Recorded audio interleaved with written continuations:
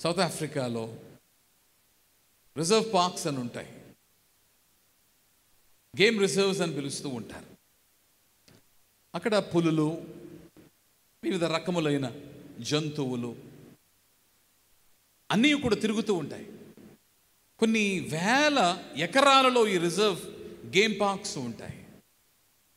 దాని చుట్టూ కంచె వేసి ఉంచుతారు, అవి బయటికి వెళ్లకుండా. కానీ ఆ దట్టమైన అరణ్యము వంటి ఆ చోటున ఈ జంతువులు విహరిస్తూనే ఉంటాయి.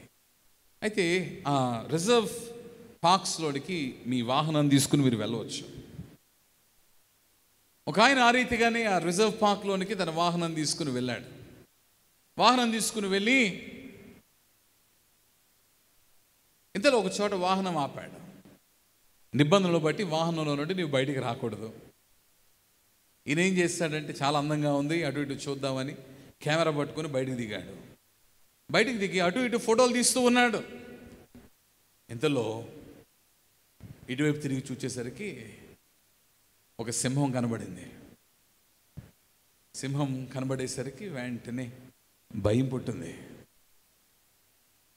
దూరంగా ఉన్న సింహము చాలా వేగంగా ఇతని దగ్గరకు వస్తూ ఉంది. వేగంగా వచ్చేసరికి తీరా చూచేసరికి తన కార్ దూరంగా ఉంది. పరిగెట్టాడు పరిగెట్టాడు పరిగెట్టాడు. ఎంతలో సరిగ్గా ఆ సింహం దగ్గరకు వచ్చేస్తుంది అనుకునే గడియలో ఒక్కసారిగా తన కార్ డోర్ ఓపెన్ చేసుకుని ఆ కార్ లోపలికి వెళ్ళి ఆ డోర్ లాక్ చేసుకున్నాడు. ఆ ద్వారము తెరవబడి ఉందేమో. ఒక్కసారిగా లోపలికి వెళ్ళి ఆ ద్వారము మూయబడిన తర్వాత ఆ సింహం అతను ఏమీ చేయలేకపోయింది. ఒకవేళ ఆ ద్వారం లేకపోయి ఉంటే ఆ రోజు అతని ప్రాణమంతం అయిపోయేది. ఈరోజు మన జీవితాలు కూడా అంతే. యేసుక్రీస్తు ప్రభు అన్న ద్వారము చెంత మనము చేరకపోతే, నిలిచి ఉండకపోతే, దాని ద్వారా ప్రవేశించకపోతే ఏమీ లేదు, జీవము లేదు, మోక్షము లేదు, రక్షణ లేదు.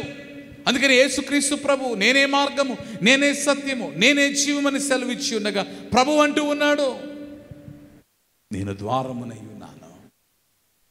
ఈరోజు యేసుక్రీస్తు ప్రభుని మార్గములో ప్రవేశించిన వారికి ఏముంది అంటే జీవముంది, ఏముంది అంటే రక్షణ ఉంది, ఏముంది అంటే మోక్షము ఉన్నది.